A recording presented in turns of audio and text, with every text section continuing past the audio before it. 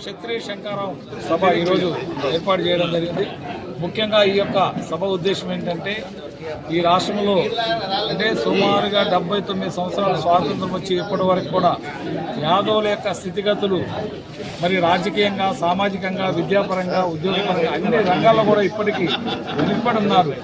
ఈ రాష్ట్రంలో సుమారుగా 25 అసెంబ్లీ స్థానాలు, 5 పార్లమెంటు స్థానాలు, 2 రాజ్యసభ స్థానాలు, 6 ఎమ్మెల్సీ స్థానాలు ఉండవలసింది. ఈరోజు చూస్తే అందులో కనీసం 30% కూడా లేదు. అంటే జనాభా దామాషా ప్రకారం మేము యాదవులకు రాజ్యాధికారం కావాలంటున్నాం తప్ప ఇతరులు మేమేమీ కోరట్లేదు. మా యొక్క జనాభా దామాషా ప్రకారమే రాజ్యాధికారం కోరుతున్నాం. అందులో మరి ఈరోజు చూస్తే యాదవులు ఈ సమాజానికి ఎంతో సేవ చేస్తున్నారు. రాష్ట్ర వ్యాప్తంగా గ్రామాల్లో 80% మంది ఈ యొక్క పశువుల వృత్తిలో ఉండి సమాజానికి పాలు, పెరుగు, నెయ్యి, మాంసం అందిస్తున్నటువంటి ఈ కులం ఎంతో చరిత్ర కలిగిన కులం.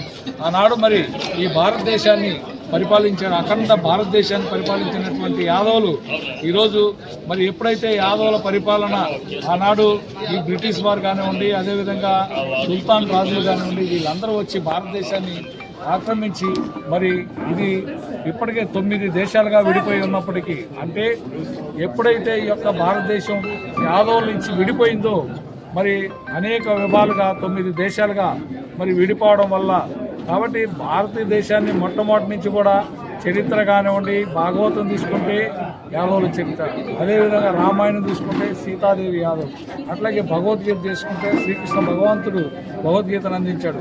అంటే ఇంత దేవతల కులమైనటువంటి యాదవులకు ఈరోజు సమాజంలో సరైన గౌరవం లేదు. రాజ్య జనాభా దామాషా ప్రకారం నామినేటెడ్ పదవుల్లో కూడా సరైన ప్రాతినిధ్యం కల్పించాలని చెప్పేసి, అదేవిధంగా కేంద్ర ప్రభుత్వం కానివ్వండి, రాష్ట్ర ప్రభుత్వం జనాభా దామాషా ప్రకారం నామినేటెడ్ పదవులు కానివ్వండి, అలాగే అమరావతిలో మరి అనేక కులాలకి తెలంగాణలో కూడా 10 ఎకరాలు 5 ఎకరాలు భూములు ఇచ్చి కుల సంఘాల భవనాల నిర్మాణం జరుగుతుంది. అదేవిధంగా విజయవాడలో కూడా అమరావతిలో యాదవ్ కులానికి 10 ఎకరాల భూమి ఇచ్చి భవన నిర్మాణం చేయాలి.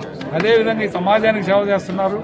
సమాజానికి సేవ చేస్తున్నటువంటి ఈ యొక్క యాదవ్ కులాలు విద్యాపరంగా వెనుకబడి ఉన్నాయి. కాబట్టి ప్రతి జిల్లా కేంద్రంలో కూడా 2 ఎకరాల భూమి ఇచ్చేసి మరి భవన నిర్మాణ హాస్టల్ భవనాలు నిర్మించాలని చెప్పేసి, అదేవిధంగా మరి ఈరోజు పశువులు కాస్తున్నప్పటికీ గ్రామాల్లో పశువులు నిల్వ ఉంచుకోవడానికి నిల్వ దొడ్లు లేవు కాబట్టి నిల్వ దొడ్ల అవకాశం కల్పించాలి.